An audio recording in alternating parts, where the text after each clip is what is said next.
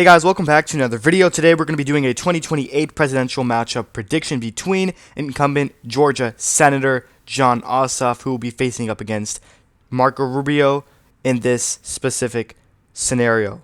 But we'll see how this plays off. I do think that Jon Ossoff will be a very good Democratic nominee if he gets chosen. I think he'll be a good pick if the party does end up nominating him. Now, one thing to that is that if he were to run for president in 2028, he would have to give up his current seats, obviously.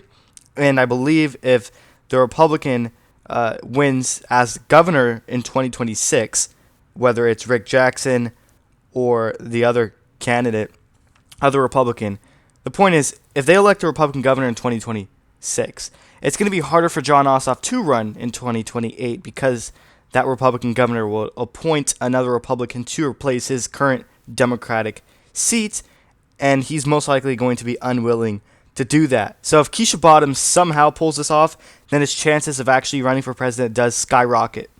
But I do think he is probably one of the best hopes for the Democrats in the future. He's excellent, literally the best Democrat when it comes to campaigning in terms of funding and the money. He's able to bring millions and millions of dollars to his side. And in these elections nowadays, it's basically whoever spends the most. But before we get on with this video, make sure you guys are subscribed, click the bell so you don't miss all my content, press the like button, share this video, don't forget, if you're interested, we have memberships, you can find links to that in the description section. So let's begin with the likely states, starting off with Marco Rubio. Obviously Texas, it's simple, he does well with Hispanics, so that's likely for him. Florida's a solid red state, it's his own home state. He won the Senate race back in 2022 by double digits. Donald Trump won this state by double digits in 2024, so why not? It's solid red for Marco Rubio. It's his own home state. It's obvious. It's clear. And then as for the likely states for Jon Ossoff in this scenario, I do think Virginia will be a likely Democratic state for Ossoff, similar to what I mentioned earlier with the campaign funds, the money he's able to bring to the Democratic Party. And he would handle the money way better than Kamala Harris managed them in the 2024 election. She had so much debt or whatever. Jon Ossoff is 10 times better and upgrade when it comes to that campaign management side, I would say. So I think Virginia is going to trend towards the left. It did so in 2025. You saw that with Abigail Spansberger massively overperforming the polls, and a lot of people are saying that who voted for her actually regret it. But you can see that with her approval rating dipping, under the water. But aside from that, other than that, Virginia is trending more blue. I think it should be close to a double-digit victory for basically most Democratic candidates for the 2028 presidential election. I just think Virginia is more of a blue state. And now I know with the disapproval of the governor, that may trend it towards the right a little bit more, but I don't think that's going to be enough. It should be a +8 or 9, potentially 10 blue states in a blue wave year, which should be 2028. And then New Hampshire, I do think Jon Ossoff can do very well in this state. Therefore, I'm going to characterize it likely for him, just like Virginia. I think Ossoff wins New Hampshire by probably about 7 percentage points. He does well with college-educated voters. That group does well with the Democratic Party, specifically in the state of New Hampshire. I do think that Minnesota could potentially be another likely Democratic state, but because I believe Marco Rubio performed the best out of any other Republican in the 2016 Republican primaries. I know you're probably wondering why I'm talking about the 2016 Republican primaries, but if you remember, I do think Rubio performed the best in the state of Minnesota out of any other Republican, including Donald Trump. Correct me if I'm wrong. Therefore, it's only going to be lean for Jon Ossoff this time around instead of likely. So I think we do have the likely states out of the way.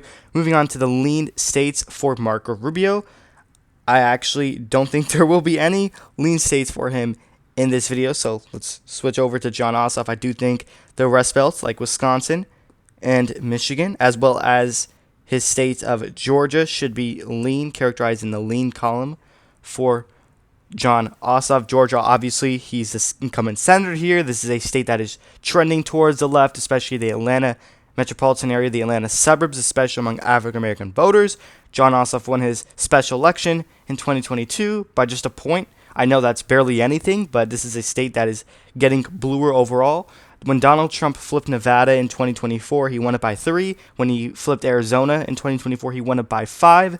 He won North Carolina by 3. And the one state that he did not improve that much better on was Georgia, in a very red wave year in favor of Trump. And he still only won it by 2 points for a very favorable year for Donald Trump.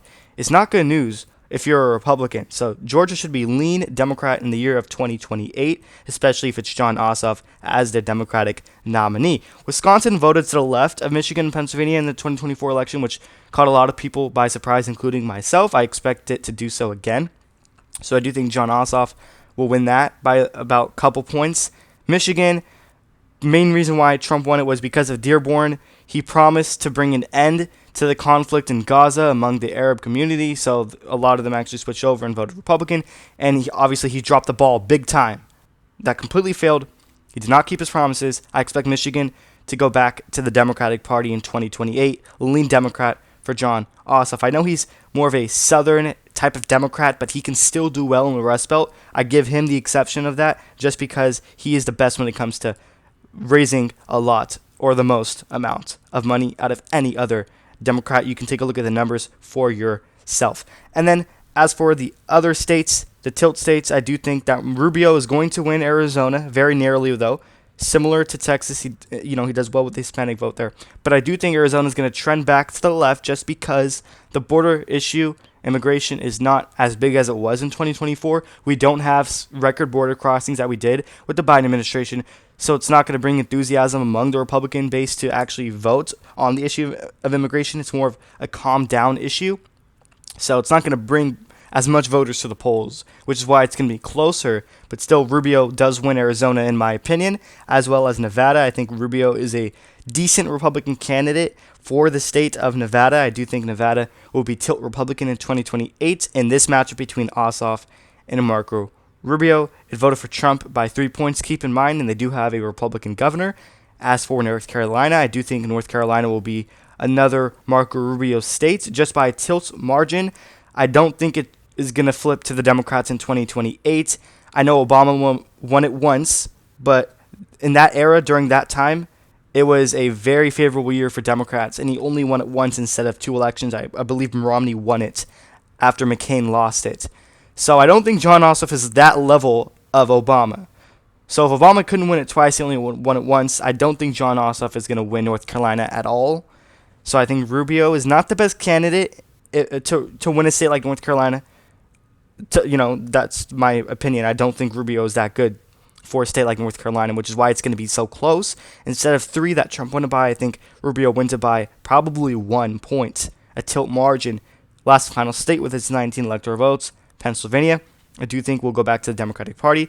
Now, instead of lean like Michigan and Wisconsin, I would say tilt under a percentage point just because it voted to the right of the 3 Rust Belt states in 2024.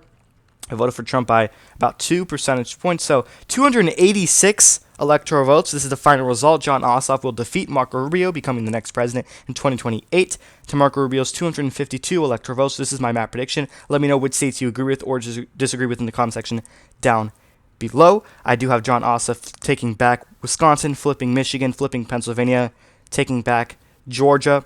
So that already alone is 4 flips for the Democrats, giving Jon Ossoff 286 electoral votes. So not quite getting 300.